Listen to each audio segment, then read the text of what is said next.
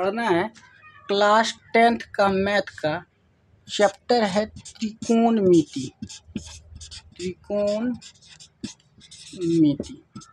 सबसे पहले हम ये जान लेते हैं ये त्रिकोणमिति होता क्या है। यहाँ देखिए त्रि लिखा हुआ है ना, त्रि मतलब होता है 3, कोण है लिखा हुआ है, कोण का मतलब हो जाएगा कोण।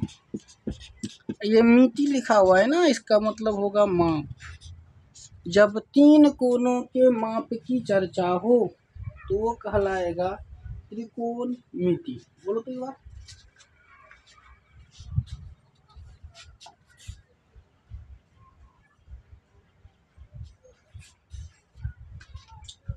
जब 3 कोणों की मापों की चर्चा हो तो वही कहलाएगा त्रिकोणमिति। तो त्रिकोणमिति को सीखने के लिए ना पहले एक त्रिभुज बना लीजिए। ये मान लीजिए त्रिभुज है ABC, जिसमें सी ना समकोण है। कौन सी क्या है?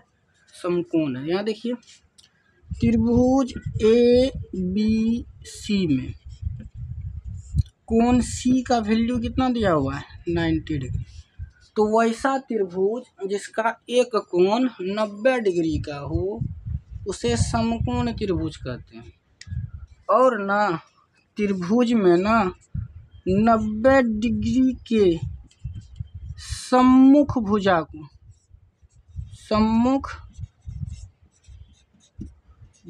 को कर्ण कहा जाता है।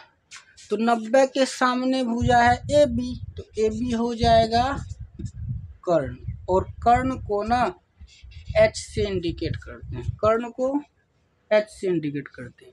या फिर बोल सकते हैं कि समकोण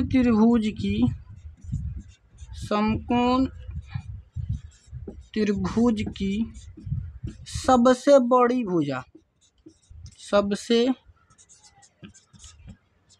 बड़ी भुजा कर्ण कहलाती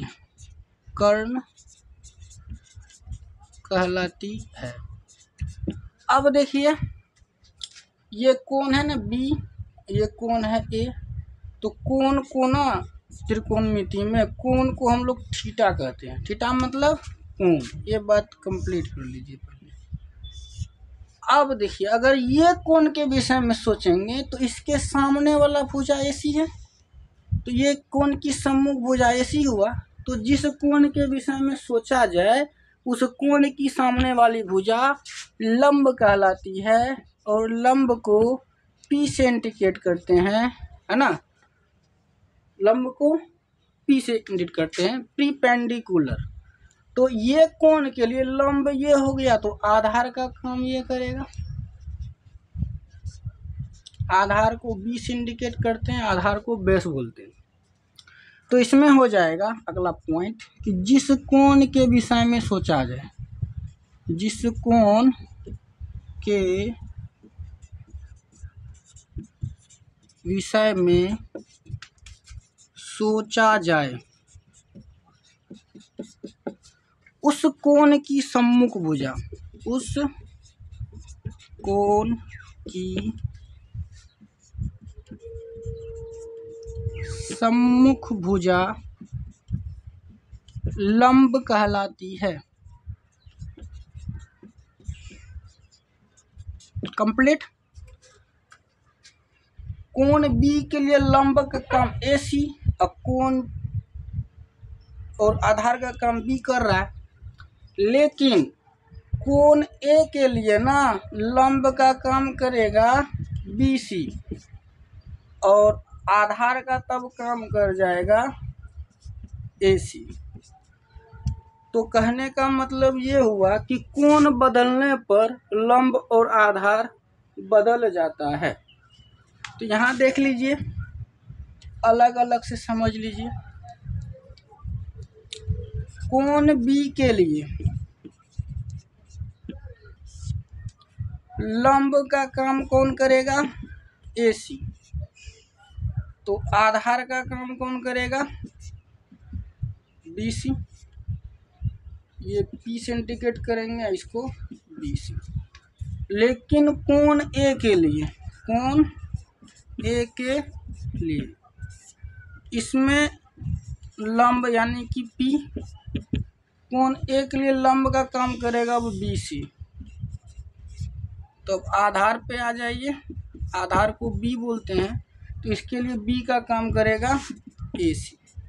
कहने का मतलब कोण बदलने पर आधार और लंब बदल जाता है, लेकिन कर्ण स्थिर रहता है, कर्ण कभी भी नहीं बदलता है। तो यहाँ लिख दीजिए कि कोण बदलने पर, कोण बदलने पर लंब और आधार, लंब और आधार बदल जाता है, परंतु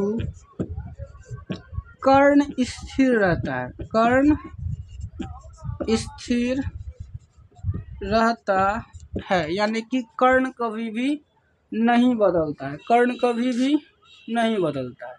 अब आगे देखिए, अब आगे पढ़ेंगे पाइथागोरस प्रमेय। पाइथागोरस प्रमेय, ये पाइथागोरस ने क्या सिद्ध किया था कि समकोण त्रिभुज में ना कर्ण का स्क्वायर बराबर होता है लंब का स्क्वायर जोड़ आधार का स्क्वायर। ये क्या बताया था कि कर्ण का स्क्वायर बराबर होगा लंब का स्क्वायर जोड़ आधार का स्क्वायर। पाइथागोरस ने कहा कि समकोण त्रिभुज में कर्ण का स्क्वायर सदैव लंब का स्क्वायर जोड़ आधार के स्क्वायर के बराबर होता है। तो अब देखिए, कर्ण को h बोलते हैं तो h का स्क्वायर, लंब को p बोलते हैं तो p का स्क्वायर, आधार को b बोलते हैं तो b का स्क्वायर। तो यहाँ से आपको सूत्र निकल के आएगा, देखिए जो काम में आएगा हिसाब बनाते समय। स्क्वायर हटा दीजिए, रूट लग जाएगा, h से स्क्वायर हटा रूट लगा, p स्क्वायर जोड़ b स्क्वायर। तो कर्ण निकालने के लिए एक सूत्र ये हो गया। जब यही सोचिए b निकालना हो तो लिख सकते हैं ना, रूट अंडर h का स्क्वायर घटा p का स्क्वायर। एक सूत्र ये भी हो गया।